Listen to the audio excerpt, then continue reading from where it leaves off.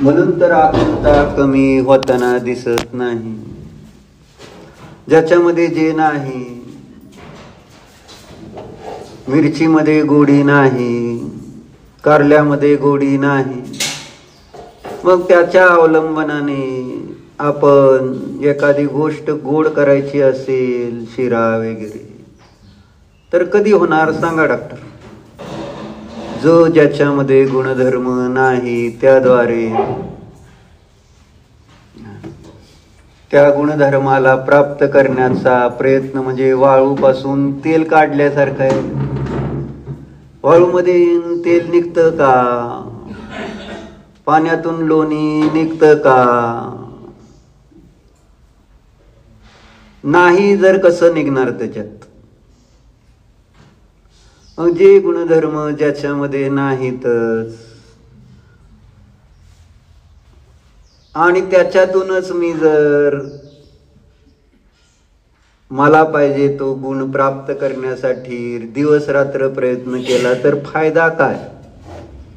सुख नावाचा, आनंद नावाचा गुणधर्म जर पुद्गलामध्ये नाहीच, स्पर्श रस गंध वर्ण ह्याचे हे ज्याचे कॅरेक्टरिस्टिक्स आहेत त्याला पुद्गल द्रव्य म्हणते डॉक्टर.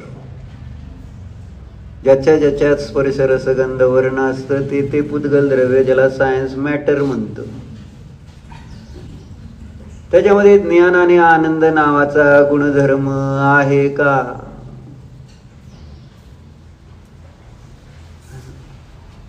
वैज्ञानिक त्याचा विचार न करता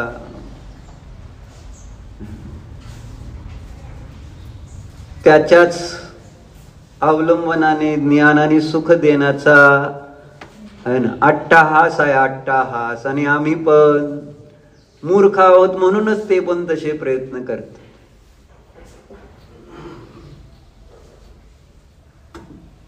स्पर्श रस गंध वर्णमय पुद्गल द्रव्य ज्ञान आनंदाने रहित.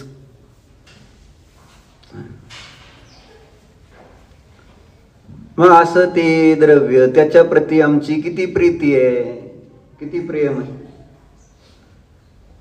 म्हणून कालचं वाक्य समंतभद्र महाराजांचं सुविचार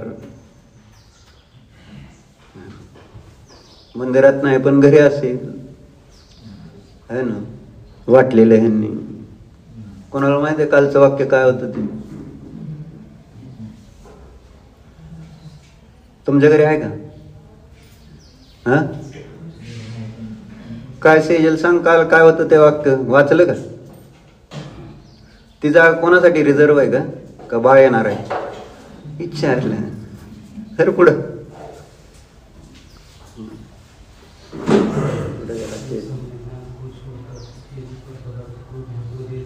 ते महाराजांचं वीरसागर महाराजांचं मी समंतभद्र महाराजांचं जे घरी वाटलेलं आहे मंदिरात नाही त्याच्यावरचं वाक्य मी विचारत होतो.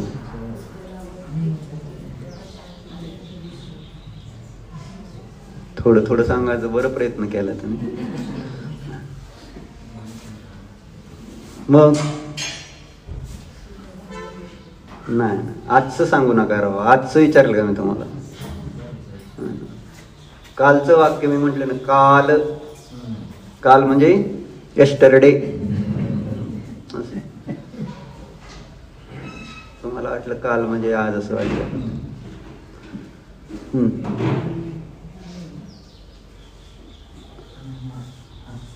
म्हणजे न वाचण्याचं कारण हेच आहे, पुद्गलाची प्रीती. त्यांनी वाक्य दिलं सुरुवात करताना, सफल जीवना करता असं सुरुवात आहे. सफल ज्यांना जीवन आपलं सफल चांगलं फळ आम्हाला पाहिजे, सगळ्याला सफल जीवन पाहिजे. विफल कोणाला पाहिजे? मग सफल जीवनाकरता काय केलं पाहिजे असं त्यांनी 5-7 गोष्टी दिलेल्या आहेत त्याच्यावर.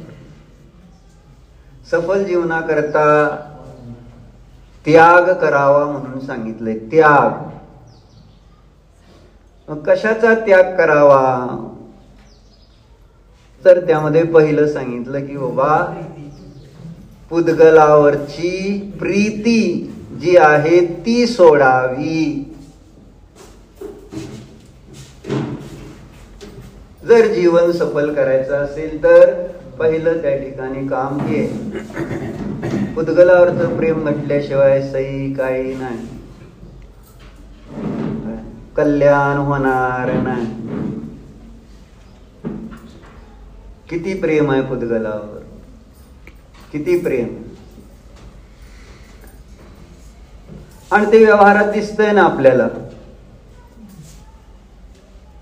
जॉबचं महत्व तुझ्या, ते जॉब म्हणजे तुझं करिअर, तुझं ते ज्ञान, तुझे ते पैसे, जे काय जे कशाशी प्रेम आहे.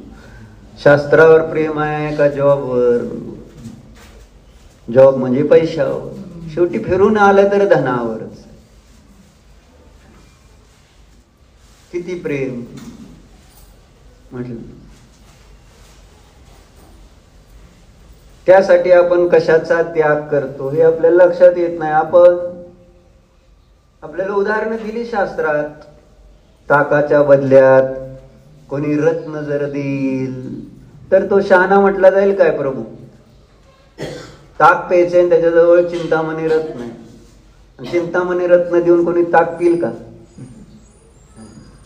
नाही पिणार. मग तुम्ही कसं काय पिताय?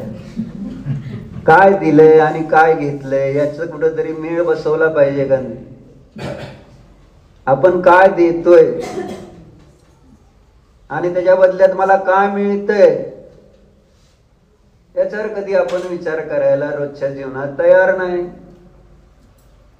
म्हटलं तर नाही राणी तुम्हाला राहावा, नाही म्हटले आम्हाला जायचं. बरं जावं. मग आता काय जायचं म्हटल्यावर कशासाठी राहावं म्हटलं? शास्त्र स्वाध्याय होईल. जर आपलं आहे तर वेळ तर वापरा, त्याचा उपयोग करा. नाही जायचं. बर मग काय झालं? गेले आणि आले. का गेले आणि का आले? का आले विचारलं. कारण पप्पाला बरं नाही म्हणून. बस एवढंच कारण. आत्म्याला बरं नाही म्हणून राहा म्हटलं तर आत्म्यावर प्रेम किती आहे आणि पप्पावर किती? पप्पाच्या शरीरावर, पप्पाच्या जीवावर का शरीरावर ती पण माहित नाही अजून. कुणासाठी थांबली? जीवासाठी थांबली का पुद्गलासाठी? महत्व कशाच? महत्व कशाचं वाटत?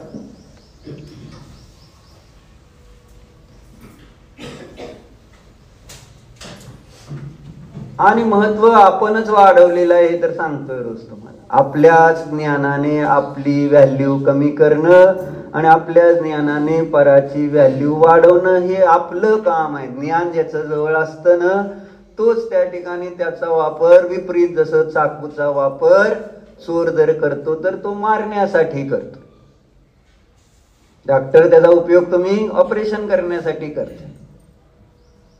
तीच वस्तू आहे, वस्तू दुसरी नाही.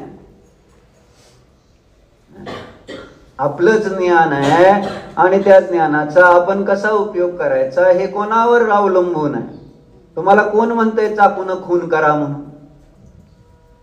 तुम्हाला कोण म्हणतंय धनातून त्या ठिकाणी धन साठवा म्हणून, धनाचा भोग घ्या म्हणून, धनाचं दान करू नका असं तुम्हाला कोण म्हटलंय? आणि तुम्ही काय करताय? काय करतो? भोगासाठी आणि साठवण्यासाठी, दानासाठी. ते धन भासित होतंय का? तेच धन आहे. त्या धनाला जर आपण साठवलं आणि भोगलं तर फळ काय? फळ काय? फळ काय मिळणार? तुम्ही माना नाही तर नका मानू. व्यवस्था तर हीच आहे. तुम्ही किती त्याच्याकडे डोळे झाक करा, नाही नाही नाही नाही असं नसतं, असं नसतं, असं नसतं म्हणा, आहे ना. प्रयत्न करून बघा. फळ त्याच विफलताच असणार आहे. किती प्रयत्न करून बघा. खोटी समजूत काढून काय होणार? किती खोटी समजूत काढली म्हणून त्या ठिकाणी जी वस्तुस्थिती आहे ती बदलणार आहे का? बदलणार आहे.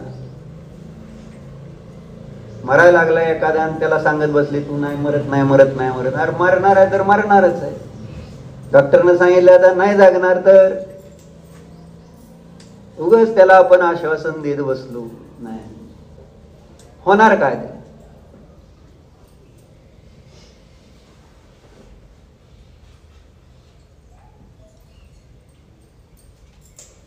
म्हणजे आपल्याला काय करायचं हे कळलं पाहिजे का नको? आणि ते कळण्यासाठी प्रयत्न कोणाचा असला पाहिजे? माझा प्रयत्न का तुमचा प्रयत्न? तुम्हाला सुखी व्हायचं तर व्यवहारात आपण बघतोय ना, तुम्हाला भूक लागते तर तुम्हाला जेवावं लागतंय. तुम्हाला भूक लागली म्हणून मी जेवल्याने तुमचं पोट भरणार आहे का? ज्याला त्याला आपलं आपलं काम करावं लागेल का नाही? दुःख तुम्हाला आहे हे तुम्हाला प्रतीतीला आलं तर तुम्ही त्या दुःखाला दूर करण्यासाठी तुम्हाला प्रयत्न करावा लागेल. बाह्य निमित्त हजर आहेत, पण त्या निमित्ताचा उपयोग आपण आपल्या दुःखाला दूर करण्यासाठी, सुखाला प्राप्त करण्यासाठी आपल्यालाच करावा लागेल ना. ज्ञान आहे आपल्या जवळ, ज्ञानाचा उपयोग कशासाठी? किती पुद्गलाचं महत्व मी वाढवून ठेवलेलं आहे. काय नाही, सोनं आणि मातीमध्ये काही फरक नाही असं ज्ञानीला भासित होतं.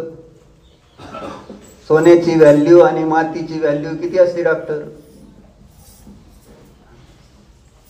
ज्ञानी म्हणतील स्पर्श रस गंध वर्ण. सोन्यामध्ये पण तेच गुणधर्म आहेत, मातीमध्ये पण तेच गुणधर्म आहेत. फरक काय? गुणधर्माच्या अपेक्षेने. सोन्यामध्ये ज्ञान आनंद नाही, मातीमध्ये ज्ञान आनंद नाही, गुणधर्मामध्ये काही डिफरन्स नाही. तसेच बरोबर, पण आमच्या दृष्टीतून काय झालं? सोन्याची व्हॅल्यू आम्ही केली तयार, मातीची व्हॅल्यू आम्ही ठरवली. रस्त्यावर पडलेला कागद काय, तुमच्या खिशात असलेली कागद काय, दोघांची व्हॅल्यू किती आहे डॉक्टर सांगा? दोन्ही कागदच आहेत. काय फरक आहे? पण खिशातल्या कागदाला किती किंमत आहे तुमच्या दृष्टिकोनातून? खिशातला कागद म्हणजे जीव, रस्त्यावरचा कागद म्हणजे आजीव. भेद केलेला आहे ना. ही चर्चा त्यांनी माग केलेली आहे ह्याच्यामध्ये प्रवचनुसारच्या 83-84 अधिगाथेमध्ये केली. आपण त्या ठिकाणी एक असणाऱ्या पुद्गल द्रव्यामध्ये भेद करतो आहोत आणि त्याच्या निमित्तात मग आमच्यामध्ये राग द्वेष दिसून पडतात. एकच प्रकारचं आहे पुद्गल द्रव्य, अनेक प्रकारचं नाही.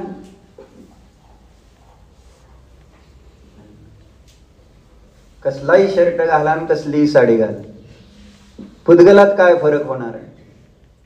पण किती विकल्प, किती आकुलता, किती अशांती, किती दुःख.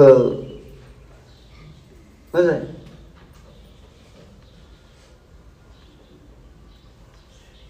शास्त्राला येताना पांढरी साडी घाला म्हणून सांगितलंय की नाही? किती वेळा सांगितलं. मग काय आम्ही पाहिजे ते आम्हाला कळत काय करायचं. तुम्ही सांगायचं काम करा.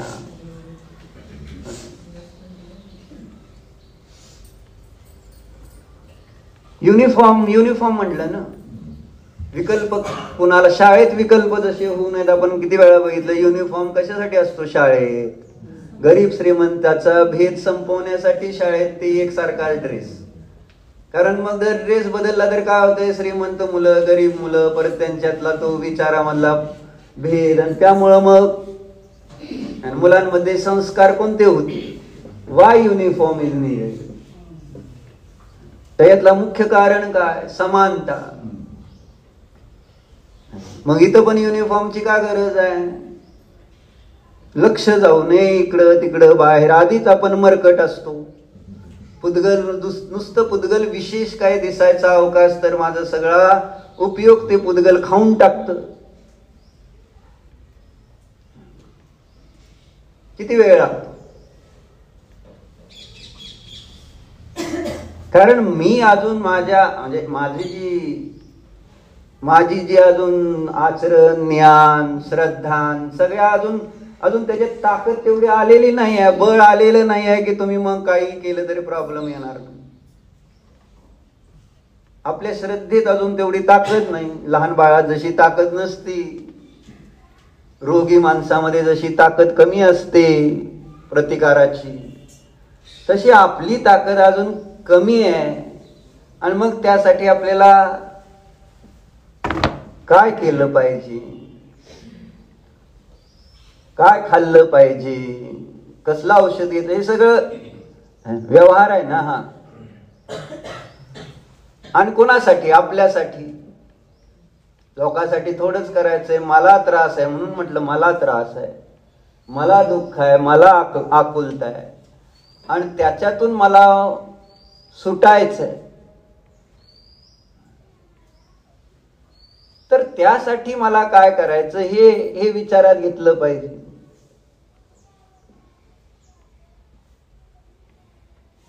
काल संध्याकाळी आम्ही वाचत होतो शांतीचा उपाय. काय मग विषय काय आला होता? काय आला होता ऋषी विषय? शांती पाहिजे, परंतु शांतीचं जर लक्षणच माहिती नसेल किंवा ती शांती पाहिजे तर ती शांती कुठून मिळणार याच्यावर जर मी विचार करणार नाही तर ती शांती मिळणार कशी, असं प्रकरण चाललं. शांतीचं स्वरूप माहिती पाहिजे ना, खरी शांती काय आहे म्हणून. आजपर्यंत शांतीसाठी मी उपाय केले, जे काही उपाय चाललेत आतमध्ये एक आवाज आहे, मला शांती पाहिजे, शांती पाहिजे, शांती पाहिजे, मला सुख पाहिजे. आणि जे काम आपण करतोय त्याच्यामध्ये एक आतमध्ये आतला आवाज कधी तुम्ही ऐकला का नाही? कशासाठी करतोय मी हे? जे काही करतोय आपण ते कशासाठी करतोय? शांती पाहिजे, शांती पाहिजे. भोग नाही भोगले जातात अथवा धन त्या ठिकाणी संचय केलं जात. आतमध्ये भावना काय? शांती पाहिजे, शांती पाहिजे, शांती पाहिजे. बरोबर आहे. कशासाठी? मग त्यांनी प्रश्न केला की तुम्ही आजपर्यंत किती भोग भोगले, तुम्ही आजपर्यंत किती धन मिळवलं, मग तुमचा तो आवाज शांत झाला का? भोग भोगून भोगून भोगून शांती मिळाली का? धन मिळवून मिळवून शांती मिळाली का? उलट होतं काय? उलट आहे. हा खड्डा उलटा आहे. बाहेरचा खड्डा कशाने भरतो? केर, कचरा, माती, काय दगड भरून आपण तो खड्डा भरतो. पण ही इच्छारूपी खड्डा असा विचित्र आहे,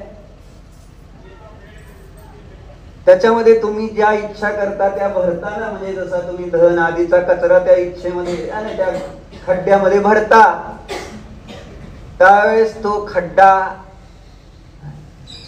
भरला जातो का रिकामा होतो? जेवढं त्या ठिकाणी तो खड्डा तुम्ही ज्या धन आदीच्या भोग आदीच्या द्वारे भरायला जाता तो खड्डा रिकामा होत जातो, म्हणजे अजून त्याच्यात भरायला लागतं. 7 हंड्याची माग गोष्ट सांगितली होती. एक मनुष्य जंगलात निघालेला आणि तिथे एक झाड, ते म्हटलं तुला मी 7 हंडे देऊ का सोन्याचे? असं ऐकलं तर ना आपण गोष्ट. मग ते काय म्हटला?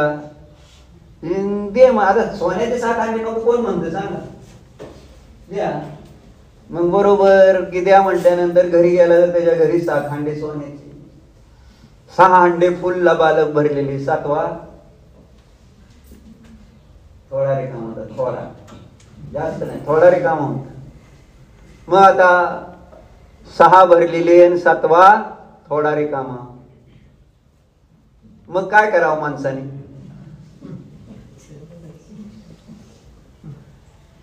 काय केलं असेल? तुम्हाला सगळ्याला माहित आहे काय करताय तुम्ही. जे करताय ते 7वा हंडा जो पूर्ण भरलेला ना, आणि त्याला भरण्यामध्ये आपलं सगळं त्या ठिकाणी वैभव संपवलं त्या माणसाने. कष्ट इतके केले, अपार कष्ट करून, पण तो हांडा काय भरायला तयार नाही. भरलाय का तुम्हाला? आणि कष्ट किती केले त्या माणसाने, किती कष्ट चालले, किती त्रास आहे, मानसिक त्रास आहे, शारीरिक त्रास आहे, वाचनिक त्रास आहे, सगळे त्रास सहन करतोय, पण ते हांडा भरायचा आहे. अरे हांड्यातलं धन भोगण्यासाठी आहे का साठवण्यासाठी, वाढवण्यासाठी? भर भर भरत राहतो, भर भर भरत राहतो. हांडा कधी भरला तो? कोणाचा भरलाय त्याने हात वर करा. नाही कोण? बर मी कर दोन्ही हात.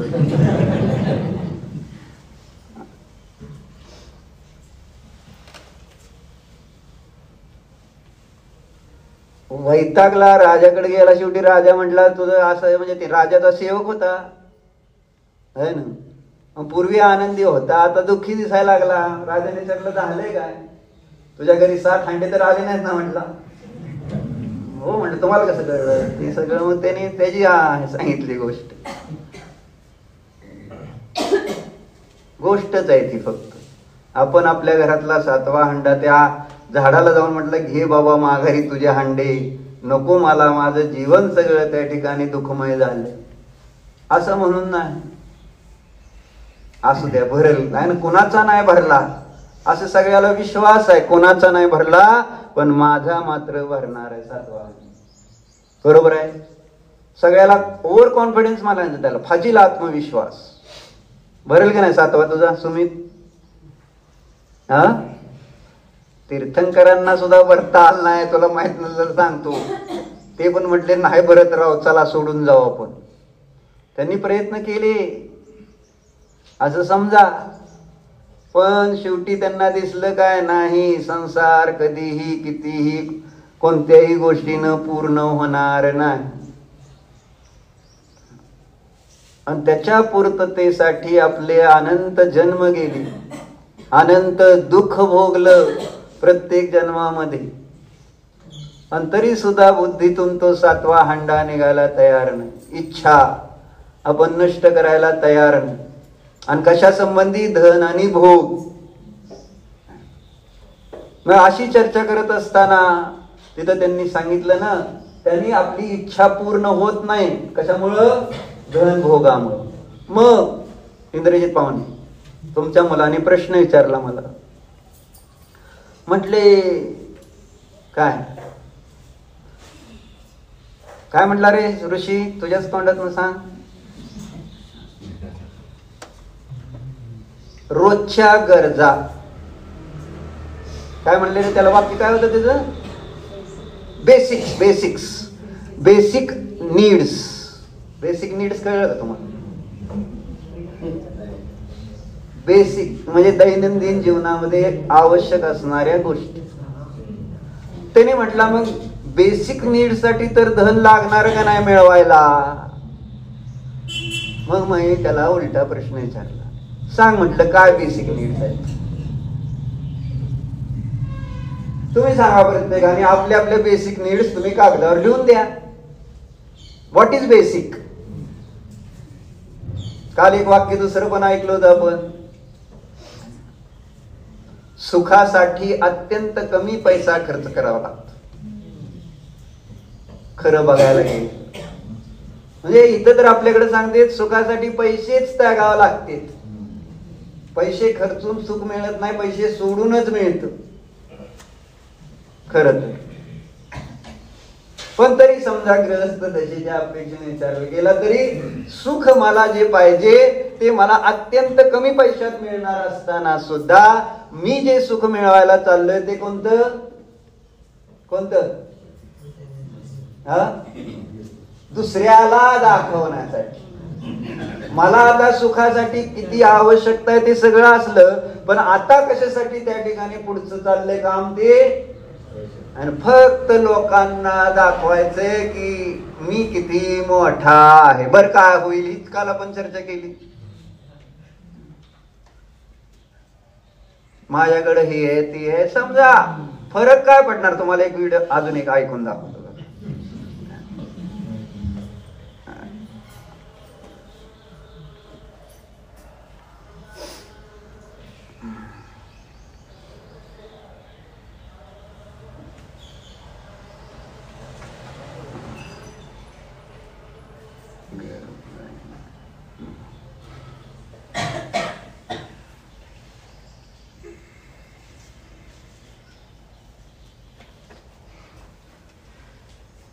ऐका, चालते का बघू आपण? आणि बघा जरा फोन. किसी से आज मैंने पूछा कि तुम्हारे पास कितने प्लॉट है, उसने बोला मेरे पास 27 प्लॉट है. थांबा ना. किसी से आज मैंने पूछा कि तुम्हारे पास कितने प्लॉट है, उसने बोला मेरे पास 27 प्लॉट है. आवाज वाढ गेला.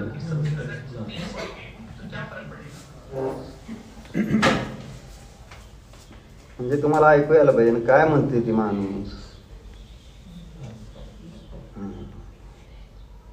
त्याचा स्पीकर कुठं खाली असतो का वर रे?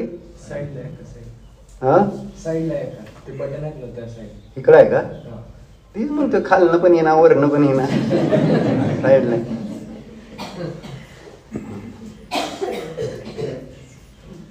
किसी से आज मैंने पूछा कि तुम्हारे पास कितने प्लॉट है, उसने बोला मेरे पास 27 प्लॉट है. मैं बोला कि अगर 30 होंगे तो क्या फर्क पड़ेगा? तो कोई फर्क नहीं पड़ेगा, अभी तो वही एक ही घर में रह रहा हूँ और एक ही ऑफिस है, एक ही फैक्ट्री है, बाकी तो प्रॉपर्टियां. लेकिन ये प्रॉपर्टियां बढ़ती तो जा रही हैं, लेकिन आपकी एज भी तो बढ़ती जा रही है. अब आप 80 साल के हो गए और आपके पास प्रॉपर्टियां 60. अब आपकी मृत्यु हो गई, यमराज आपको लेके जा रहे हैं. अब क्या यमराज ये चीजें देख करके आपको दोबारा जन्म देंगे कि आपके पास तो 80 प्लॉट है तो आपको 200 प्लॉट के घर में भेजेंगे? नहीं. ये धरती न किसी की थी, न किसी की है और न किसी की हो सकती है. ये कहते हैं लोग ये मेरा है, ये घर मेरा है, ये प्लॉट मेरा है, ये फैक्ट्री मेरी है. मैं कहता हूं ये शरीर भी तेरा नहीं है, ये तुझे लीज पे मिला है. ये तुझे लीज पे मिला है 70 साल के लिए, 80 साल के लिए, 90 साल के लिए. 40 साल में भी लोग निपट जाते हैं. एवढंच चिकार कशासाठी? 27 प्लॉट होते म्हटलं.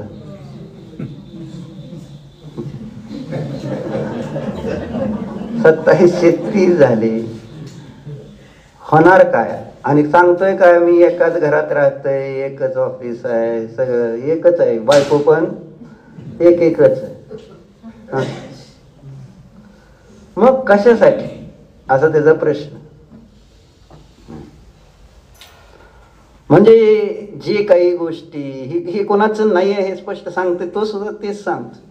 पण मी सांगितलेलं पटलं नसेल, त्यांनी सांगितलेलं पटलं असेल आहे ना. कारण काल मी सांगितलेलं लय जणांना नाही, शेवटचं जे ऐकलं ते चांगलं वाटलं ना, डॉक्टरने टाळ्याच वाजवल्या.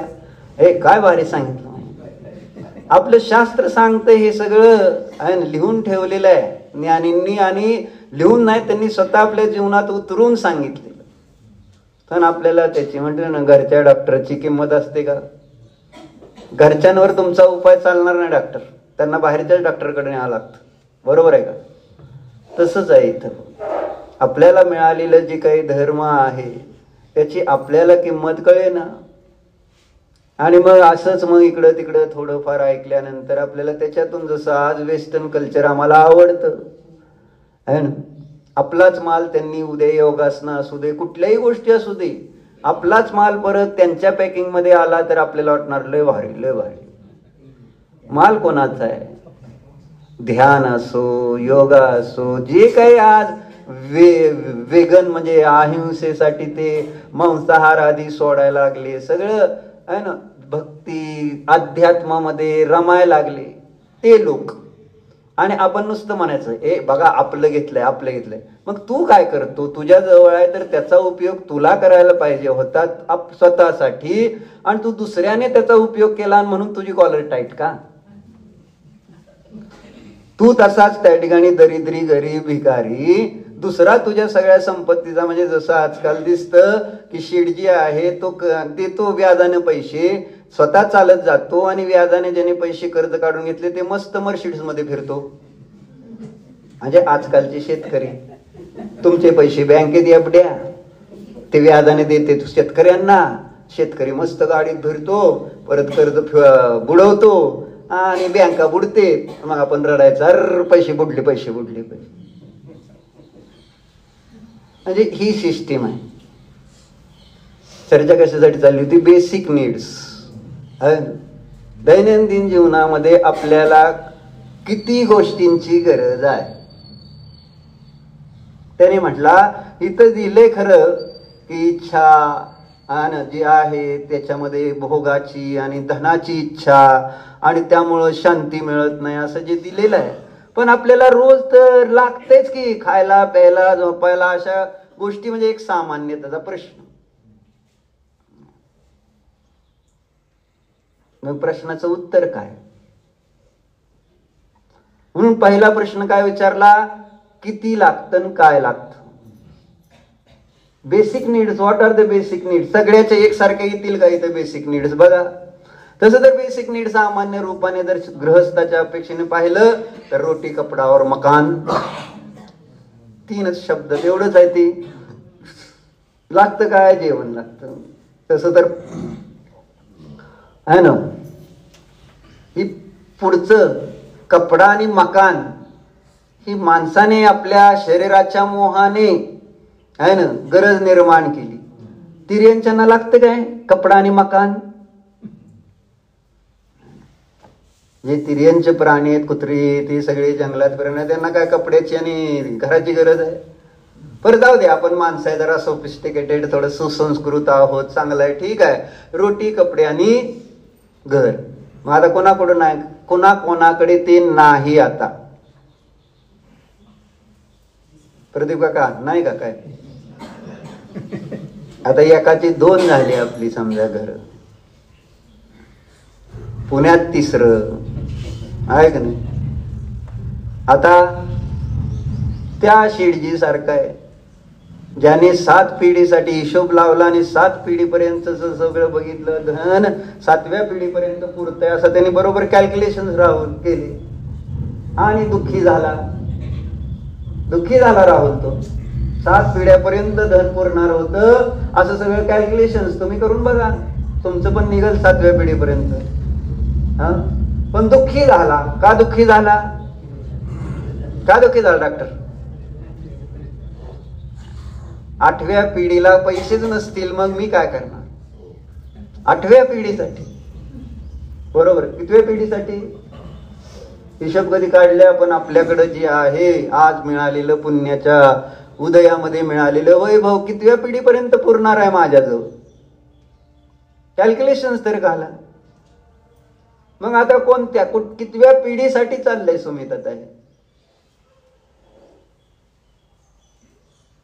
कितवी तुझी चर्चा अशी? म्हटलं बेसिक नीड्स ज्या आहेत त्या बेसिक नीड्स त्या ठिकाणी असा काही एकदम फिक्स फॉर्म्युला आपण केलाय का? एवढं असलं तर बास होतंय, यापेक्षा जास्त नाही, गरज नाही याच्यापेक्षा जास्त, असं नाही. प्रत्येकाने म्हटलं ना, जे आहे ते नाही बघून अजून दुसऱ्याकडे जे आहे ते बघून मला ते पाहिजे अशी इच्छा करत राहायची. आज जे करतोय आपण ते फक्त दुसऱ्याला आमचे आदर्श म्हणून म्हटलं ते आहेत. कोण? बिल गेट्स, एलन मस्क, हे माझे आदर्श आहे ना, की त्यांच्याकडे जेवढं धन आहे तेवढं माझ्याकडे नाही आणि तेवढं मिळस्तोपर्यंत मला करावं लागणार. बरं, ते तर थांबलेत का? आता ते जगातले 1 नंबर श्रीमंत झालेला मनुष्य पैसे मिळवायचा थांबलाय का? आता त्याला कोणापेक्षा श्रीमंत व्हायचं सांगा. मग आता का पैसे मिळवतोय तू? झालं की आता 1 नंबर झाला का नाही? आता 1 नंबर झाला. कोणाला पाहिजे 1 नंबर? तुम्ही 1 नंबर व्हायचं नाही तर पंढरपूरमध्ये तुम्हाला कोणाला व्हायचं? झाला, देऊन टाकतो 1 नंबर. आता 1 नंबर झाला तुम्ही, आता सगळ्यात श्रीमंत झाला, पुढं काय? कुठल्याच प्रश्नाचे आम्ही उत्तर शोधत नाही असं तिथं वर्णिजींनी दिलेलं आहे शांतीपथ प्रदर्शन. आपल्या आतल्या आवाजाला आपण कधी ऐकतच नाही. आता कशासाठी करायचं हा कधी मला प्रश्नच विचारला नाही. आणि मी जे आतापर्यंत केलं, भोग आणि धन कमवलं, तर त्या ठिकाणी त्याच्याद्वारे मला जर शांती मिळाली नाही तर माझा मार्ग चुकलेला आहे, दिशा चुकलेली आहे, हे निर्णय करून दिशा बदलायला पाहिजे का नको, असं तिथं दिलंय. म्हणजे त्या मार्गाने प्रयत्न केले नाहीत असं नाही. मला असं वाटलं, सगळे आजूबाजूला मी बघितले, सगळे जण काय करतायत, पैसे मिळवतायत, भोग भोगतायत, आणि त्यामुळं मला वाटलं सुखी आहे. मी पण ते केलं, मला पण पैसे मिळाले, मला पण भोग मिळाले, मग मला सुख मिळालं नाही. तर मग त्यांची दिशा चुकली, माझी पण दिशा चुकीची आहे. आज माझी दिशा चुकली हे मला आतमध्ये कळलं. तर आपल्याला दिशा बदलायला पाहिजे का नको, डायरेक्शन चेंज केलं पाहिजे का नको, का त्याच डायरेक्शन नाही अजून थोडं करून बघू म्हणून. डायरेक्शन म्हणजे दिशा चुकलेली आहे आणि दिशा न बदलता त्याच दिशेने जाऊन दशा कशी बदलेल. गुजरातला सांगितलं होतं ना, इलेक्शनच्या वेळेस काँग्रेसचं हे होतं ना, दिशा बी बदले दशा बी. तुम्हाला सगळे माहित आहे. दिशा बदलणार, डायरेक्शन बदलेल तर दशा बदलेल. पण वी आर नॉट, म्हणजे आपण तयार नाही ना, रेडी नाही आहे आपल्याला डायरेक्शन बदलायला. कसंही सांगू दे, कोणीही सांगू दे. सांगितलं का नाही, उल्हासबाईला म्हटलं परवा आम्ही अकलूजला चाललो, काय येतो का, हा येतो की म्हटलं. मग आता ती तर त्याची कधी गाडी काढत नाही शक्यतो आहे ना. मग कोण कोण आहे म्हटलं, आम्ही असे 5 जण आहे आमच्या गाडीत. बर मग राहू द्या, मग नाही येत म्हटलं. म्हटलं चला की सगळे जरा बाईकडे जाऊन आला. मी तुमच्या इथं का राहिलोय, त्याचं निमित्त कोण आहे, मूळ निमित्त कोण आहे, बाई. मग आता तुम्हाला मी इथं राहू वाटत असेल अजून, तर काय काय कोणाकडे आपण जायला पाहिजे. पण तुम्हाला मी नको झाला असेल एखाद्या वेळेस म्हणून म्हणणार जाऊ दे आता ते तिकडे. म्हणजे आपण किती स्वार्थी आहे, काल मी सांगत होतो त्यासाठी. आपला स्वार्थ निघाला ना, गेले ना, आता आपला काय संबंध आहे. तुम्ही विचार पण करत नाही की बाबा रोज शास्त्र आपल्याला ऐकायला मिळते. जर आता मी नाही आहे, शास्त्र तुम्ही रोज ऐकायला येताल, तुम्हाला ऐकायला मिळेल, एवढे परिणाम चांगले होतील. पण तुम्हाला व्हॅल्युएशनच झिर, तुम्ही कधी त्याच्यावर विचारच करणार नाही. झालं गेले का, बरं गेले तर गेले, आमचं का, आम्हाला काय फरक पडत नाही. बरोबर आहे का. थोडे दिवस 4 दिवस म्हणचाल बरं होतं बरं का, बरं होतं का, बरं मग म्हटले ना, बाई गेल्यानंतर पण रोज आमचा वेळ स्नेहात आहे आमच्या जवळून म्हटल्या. परत आपले सगळे आपल्या आपल्या नादामध्ये आपले मस्त आनंदात आहे. ही आहे संसाराची रीत. कोणी कोणा काय गेलं म्हणून काय फरक पडत नाही. 4 दिवस थोडासा शोक करते, जसे सगळं जग करते तेच.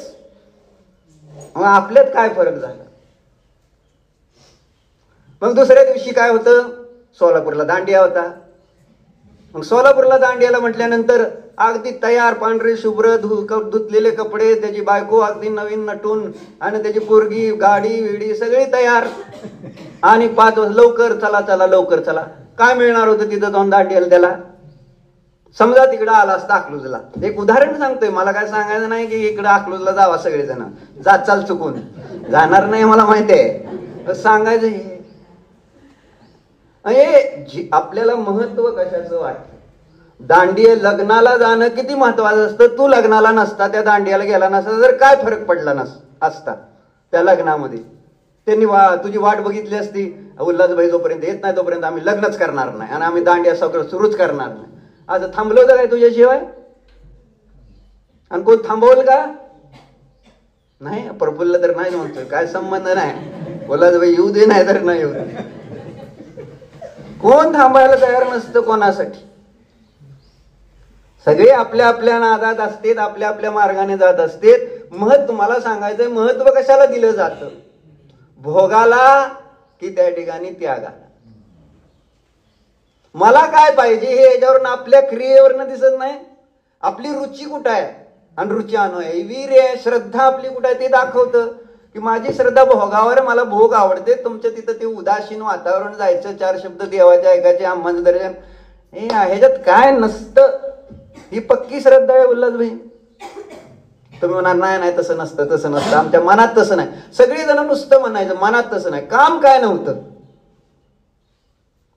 आणि मी स्वतःहून विचारलं होतं. आता ते स्वतः म्हटलं नाही की आपण जायचं का रविवार आहे आज जाऊया का म्हणून. एक साधारण उदाहरण चाललंय. मला म्हणायचं पुद्गलावरचं प्रेम किती आहे, महत्व मला कशाचं आहे. आणि त्याच्या एकट्याची गोष्ट नाही, प्रत्येकाने बघा कशाला महत्व दिलं जाते आपल्याकडून. आणि जोपर्यंत मला त्याची व्हॅल्यू आहे, मी इथं कितीही जरी म्हटलं आणि देवाने सांगितलं, गुरुने सांगितलं, तर फरक पडणार काय? म्हणून म्हटलं चेंज मलाच व्हावं लागेल, माझ्या बुद्धीनं मला चेंज करावं लागेल आणि त्याच्यासाठी प्रयत्न करावा लागणार आहे. अनादिकाळचे त्या ठिकाणी असे संस्कार उलटी आहेत, विपरीत आहेत. तुम्ही असं म्हणलं की नाही एकदा ऐकलं की होऊन जाईल. अरे इथं आपण 1.5 वर्ष झालं ऐकलो नाही, 20 वर्ष 25 वर्ष ऐकलं तरी आपल्यात किती फरक झालाय. थोडा थोडा झालाय, मी म्हणत नाही झाला अजिबात, होत नाही असं पण म्हणत नाही मी. पण त्या थोड्या थोड्याने आपलं समाधान होतं का? जसं बाहेरनं धन थोडं थोडं आलं म्हणून कधीच समाधान होत नाही, एकदम जास्त यावं असं वाटतं. मग इथं मला थोडं थोडं झालं, नाही झालं तरी चालतं. वाय? कारण का? कारण आपली अजून ती, म्हणून म्हटलं ना आपल्याला विचार करावा लागेल थोडासा. जर आपल्याला आपलं भविष्य सुधारायचं असेल, आपल्याला जीवन सफल करायचं असेल, तर मलाच निर्णय करावा लागेल की मला काय केलं पाहिजे. मी सांगून फरक पडणार नाही प्रदीप काका. आणि मी रोज तुम्हाला म्हणतोय शास्त्राला या, तुम्ही तुमच्याच पद्धतीने येत आहे. आता लग्न होती म्हणणार, कुठं काय काम होतं अजून, असं तसंच, बरोबर आहे का नाही? वेगवेगळ्या सिस्टीमनं आपलं चाललेलं आहे. धर्माला इतकं आम्ही आहे ना, म्हणजे असं त्या तांदळातल्या खड्यासारखा आहे धर्म आमचा. तांदळातला खडा कळतो ना, काढून टाकण्यासाठी येतो, ते तांदूळामध्ये टाकून शिजवण्यासाठी नसतो खडा. पहिल्यांदा काय काढून टाकणार आहे? तांदळातला खडा काढायचा. तसा धर्म पहिल्यांदा आपल्या जीवनातनं काढता येईल का हे बघायचं. जोपर्यंत जीवावर बेतत नाही तोपर्यंत. कधी मला बोलवायला आलं का?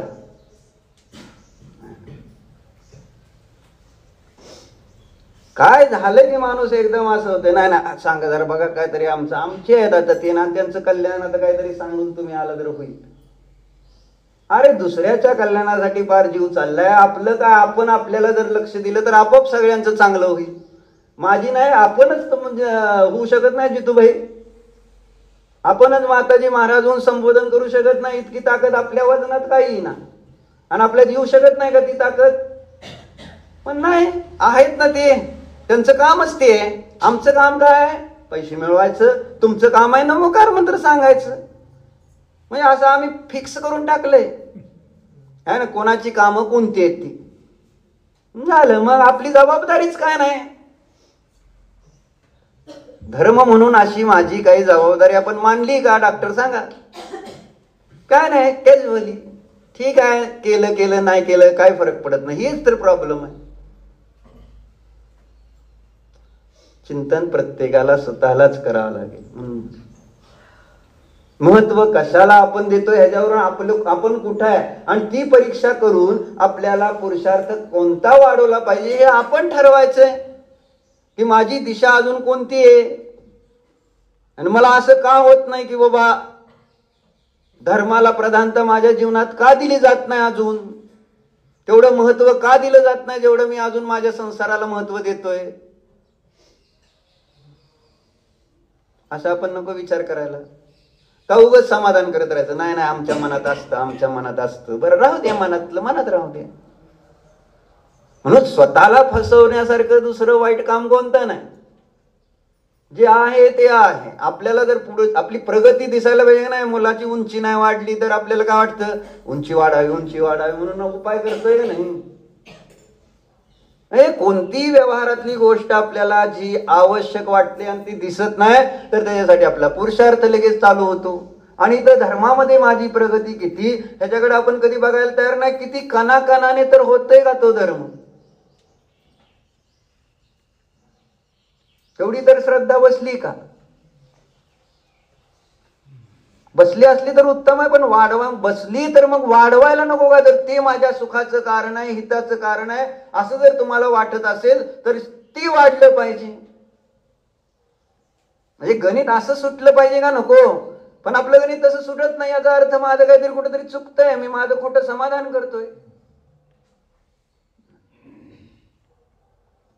म्हणून चिंतन करा म्हणतात. प्रत्येकाने आपलं आपलं चिंतन करा. आपण वेर आहे, मी कुठे आहे आत्ता, माझी पोझिशन काय उल्हासला, मी आज वय काय झालं, मी किती अभ्यास करतोय, काय करतोय, काय चाललंय माझं, काही चिंता करायचं नाही. फक्त एक खोटं समाधान काय आपल्याला कळलंय, आपल्याला कळलंय तर राहू दे. नाही ना, अडचण काय नाही. वेळ आपल्याकडं म्हटलं आदिनाथा एवढा नाही आहे, लक्षात राहू दे. महावीरांनी सांगितलं ना, आदिनाथा एवढा मला संसारात राहून भोग भोगण्यासाठी वेळ नाही आहे, वेळ थोडा आहे, आपलं काम करायचंय, निघायचंय. संयम तप धारण करून त्यांनी आत्मकल्याण केलं. आदिनाथांचं आयुष्य भरपूर होतं, तुमचं आमचं नाही आहे. आणि आता संपत आलंय, संपणार आहे, तरी सुद्धा अजून आपल्याला एवढं वाटत नाही की आपण किती अजून त्या धर्म मार्गामध्ये आपला पुरुषार्थ बुद्धिपूर्वक करावा लागेल. आपल्याला ओढणार आहे, आपले जुने संस्कार तिकडेच ओढणार आहे, भोगाकडेच ओढणार आहे. आहार भय मैथून परिग्रह संज्ञा आपल्याला पुन्हा पुन्हा संसार विषय भोगाकडे ओढणार आहे. त्यांचं ते काम करणार आहेत खोटे संस्कार.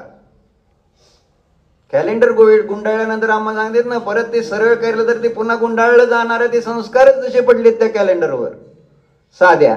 माझ्या बुद्धीत पडलेले संस्कार मला का नाही परत नेणार? मग जर परत नेते तर मला तेवढा सांगतात ना, जेवढं घाण भांड असेल तेवढा जास्त ताकद लावून ते घासावं लागतं, तर ती घाण निघेल. मग भांड घाण आहे हे पक्क आहे का नाही? मग घासायचं नुसतं वर घासून किती दिवस आहे असं जर राहिलं का नाही ते भांड. जेवढं जास्त तुम्ही प्रयत्न करताल तर ते स्वच्छ होणार आहे.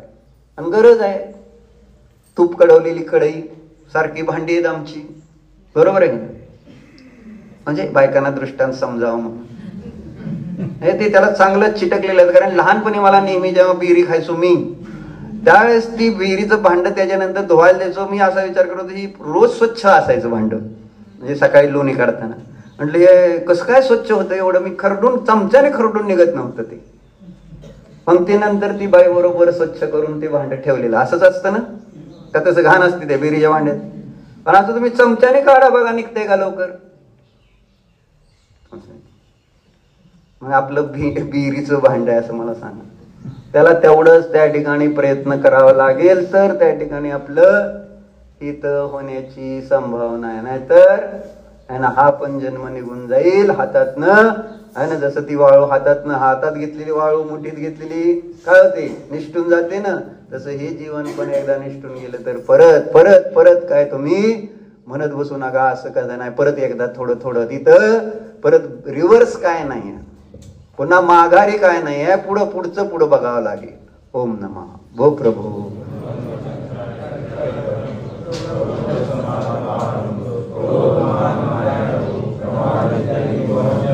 माझ्याकडून या भावात गुरुवात खऱ्या देव शास्त्र गुरु यांचा विनय झाला. घेतलेल्या व्रतामध्ये अतिक्रम अतिचार अनाचार दोष एकेंद्रियापासून पंचेंद्रियापर्यंत ज्या काही जीवांची हिंसा विराधना झाली, स्वाध्याय करीत असताना घडलेले या सर्व दोषाविषयी मी पश्चाताप व्यक्त करू क्षमा मागतो. हे माझे सर्व दोष मिथ्या हो, मी माझ्यामध्ये राहो. या सर्व दोष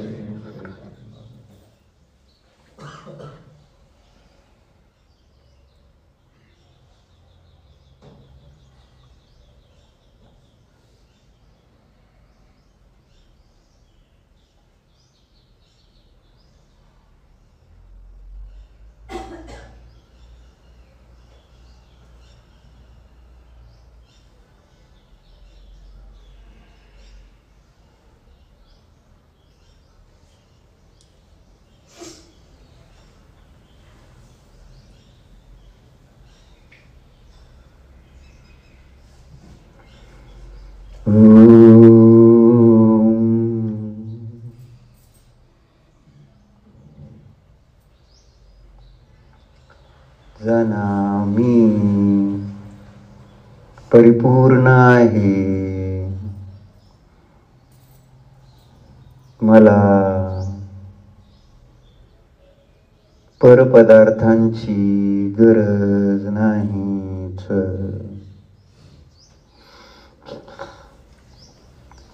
माझी शांती, माझा आनंद, माझ्या आत्म्याचाच गुणधर्म आहे, माझ्यातच आहे पहा. स्वतःमध्ये शांती आनंद अनुभवा. हा मी शांतीचा सागर आहे.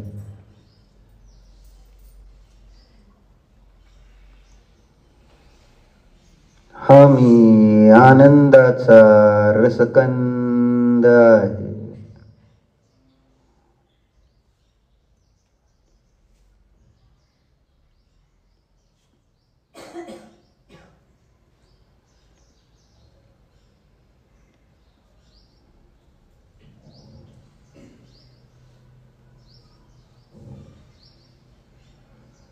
ओम